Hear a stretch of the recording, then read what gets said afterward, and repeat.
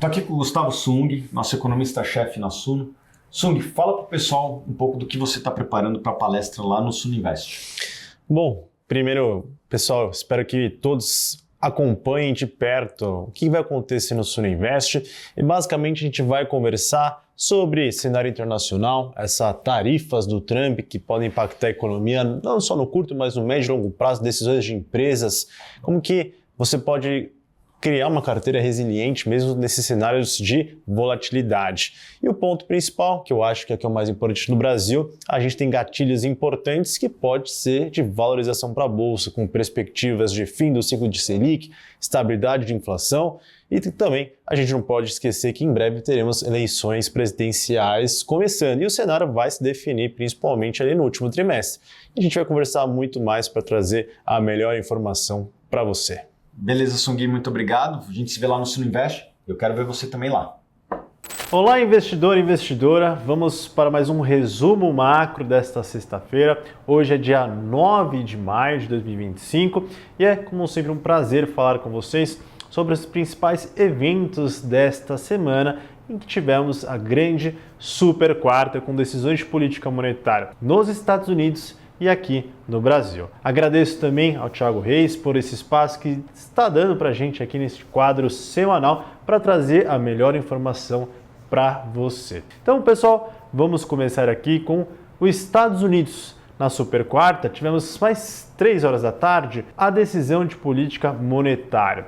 O Banco Central norte-americano manteve a taxa de juros no atual patamar de 4,25 e 4,50. Junto com a decisão, o comunicado ressaltou de uma forma bastante incisiva que incertezas em relação à economia norte-americana aumentaram muito por conta da questão da nova política comercial de Donald Trump, que a gente vem ressaltando aqui nas últimas semanas. Mas ele ressaltou também que a economia continua sólida, resiliente, com o mercado de trabalho que ainda está com uma taxa de desemprego em patamares bastante baixos, com inflação de certo modo elevada. E as dúvidas continuam sempre à frente. Ele não deu nenhum direcionamento no comunicado sobre as próximas decisões e vai avaliar reunião a reunião a evolução do cenário e das perspectivas para tomar a decisão mais acertada. Este era um grande consenso do mercado, não havia grandes surpresas. O ponto mais importante era em relação à entrevista de Powell, que é o presidente do Fed, após a decisão. E foi muito enfático em diversos momentos e também perguntado pelos jornalistas quais seriam os próximos passos e como o Comitê de Política Monetária, o FONC, estava enxergando todo esse cenário político-econômico dos Estados Unidos e mundial. E ele foi enfático diversas vezes que é muito difícil saber os efeitos das tarifas ainda sobre a economia norte-americana, porque os índices de inflação e todos os efeitos vão ser mais refletidos a partir dos próximos meses. Agora, muita incerteza o que vai ocorrer pela frente. Lembrando que abril foi muito volátil, com mês de idas e vindas em relação às tarifas. Primeiro anúncio no Liberation Day, depois a suspensão, depois colocar tarifas sobre todos os carros e peças importadas, mas depois Donald Trump arrefeceu também essas alíquotas para o setor. Então, de novo, ainda muita volatilidade e ainda é muito difícil saber os reais impactos que teremos sobre os preços e sobre a economia. Mas é de fato um ponto importante, que ao nosso ver foi uma decisão bastante adequada. No momento que há muita nebulosidade, a melhor forma agora do Banco Central agir é mantendo os juros e esperar a evolução do cenário sem tomar decisões precipitadas, mas ele foi enfático. Diante das tarifas que, ao ver do comitê, estão acima do que se esperava, as chances são grandes de termos inflação mais alta e desemprego maior.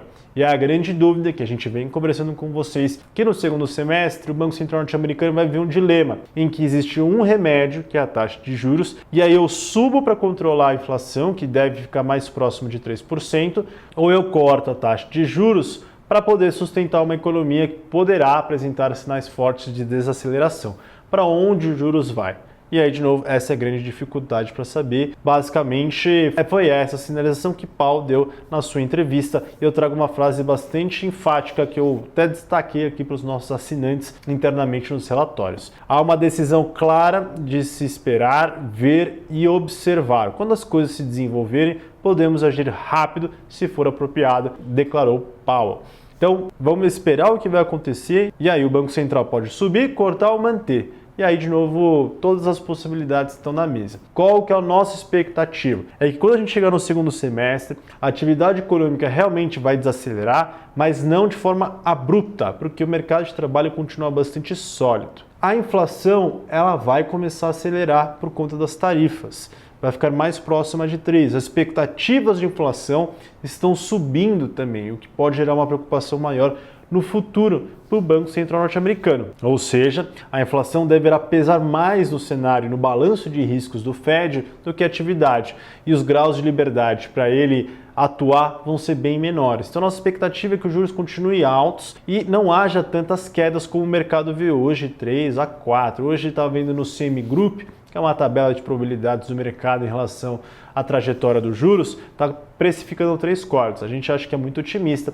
Ou a gente pode ver um corte ou até estabilidade até o final do ano. Então, de novo, há uma incerteza muito grande no cenário internacional. Então, basicamente, acho que esse é o principal ponto que a gente viu lá fora e que, de novo, deve ainda afetar as decisões do mercado dos investidores nas próximas semanas. O que tem outro ponto importante para finalizar a parte internacional é que, vamos olhar para abril, que foi um mês muito volátil.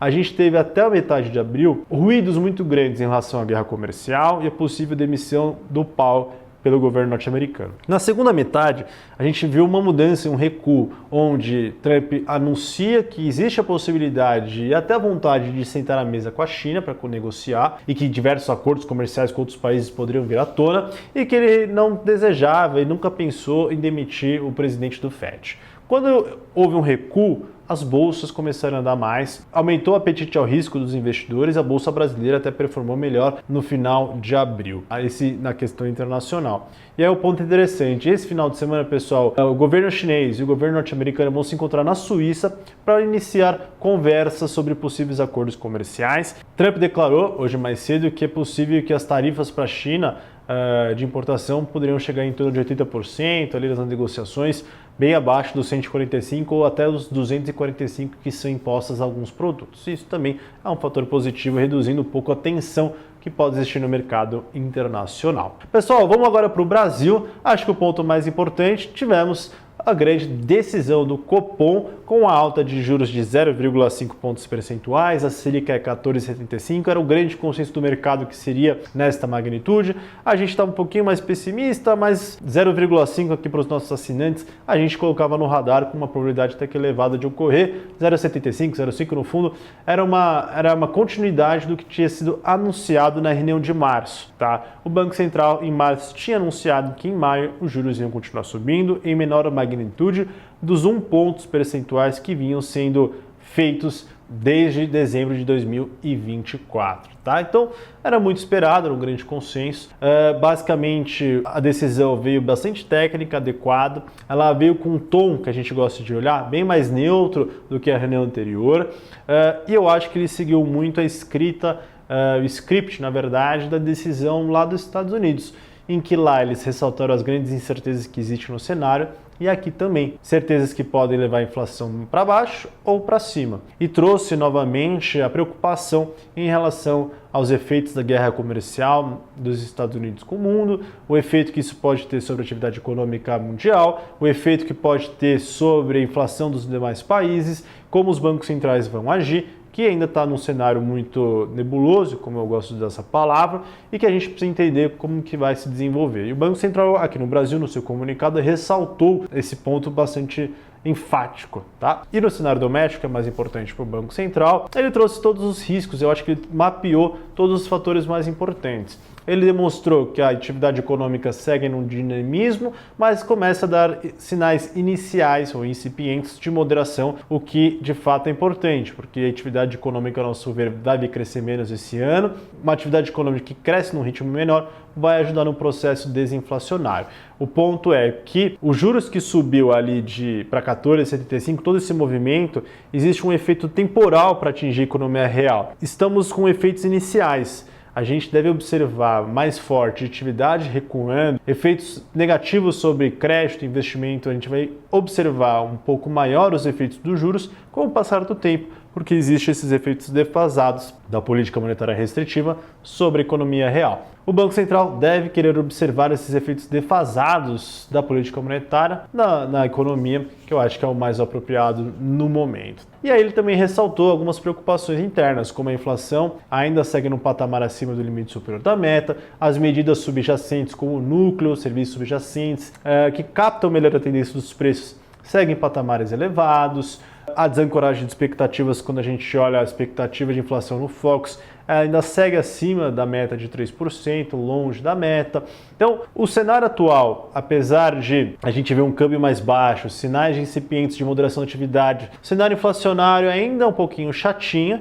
Então, o Banco Central continua nessa toada de subir juros, que foi feita nessa reunião. E aí a grande pergunta que fica é, bom, e para junho, para a decisão do próximo Copom, o que vai acontecer? Alguns do mercado acreditam que o ciclo se encerrou, outros acreditam que ainda é possível que haja uma alta marginal de 0,25 pontos percentuais, encerrando em 15%. Nós somos da segunda turma, diante do que eu trouxe para vocês, de uma inflação que ainda está um pouco chata. Saiu dados de IPCA hoje pela manhã, o qualitativo, preço de serviços subjacentes, bens industriais, média dos núcleos, segue um pouquinho alto, né? Pega a média dos núcleos, está em 5,30 no acumulado de 12 meses, bem acima da meta, do limite superior de 4,5. Serviços subjacentes está rodando na casa de acima de 6%. Então tá um pouco chato ainda, né? E a desancoragem continua. Então vai chegar ali na próxima reunião, eu acho que é possível que haja um pequeno ajuste ali para encerrarmos o ciclo em 15%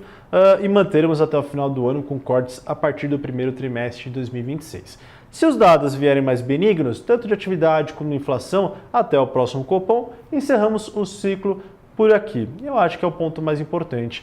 E a gente fez um estudo aqui no nosso relatório de macroeconomia, que foi divulgado na segunda-feira, agora já é sexta, eu acho que a gente já pode conversar com as pessoas que não são nossos assinantes também, de que a gente fez um estudo que olhou, a gente marcou a data temporal zero de fim do ciclo de alta de juros e início da estabilidade. E a gente quis observar como o Ibovespa reagia durante momentos de início de estabilidade. E a gente olhou que em períodos de cenários de estabilidade macroeconômica doméstica e internacional, o Ibovespa reagiu positivamente, ou seja, foi um gatilho importante o fim da alta de juros, porque se o juros está subindo, são sinalizações importantes que a economia não está, de certa forma, equilibrada, ajustada, a gente está vendo muitas vezes um descompasso, a gente pode estar observando um contexto um pouco ruim, então por isso que você está subindo os juros. Agora que você parou e a perspectiva é que caia e se inicie futuramente um ciclo de queda, a gente viu, por exemplo, ontem as curvas de juros fechando, o Ibovespa na máxima,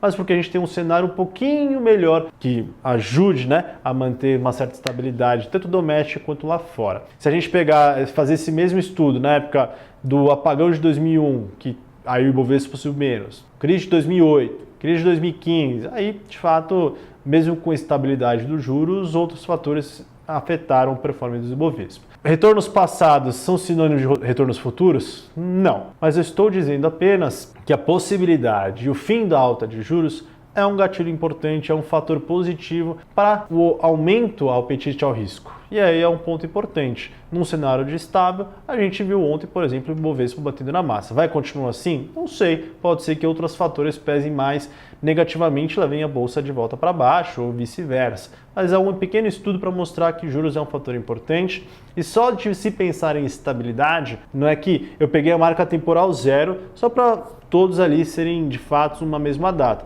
Mas só se discutir de o fim da alta e uma estabilidade e futuramente, quando começarmos a discutir queda, eu acho que vão ser fatores importantes aí para trazer um fôlego extra para o mercado acionário. É claro que se no final do ano começarmos a termos problemas fiscais, questões eleitorais, problemas geopolíticos, a história vai mudar. Mas de fato a gente está olhando um pouco mais constante em momentos de estabilidade. Pessoal, eu acho que seria isso. Esses foram os pontos principais. Espero que você tenha gostado. Dê seu like, dê sugestões construtivas para a gente sempre continuar trazendo a melhor informação para você. Bom fim de semana e até a próxima sexta.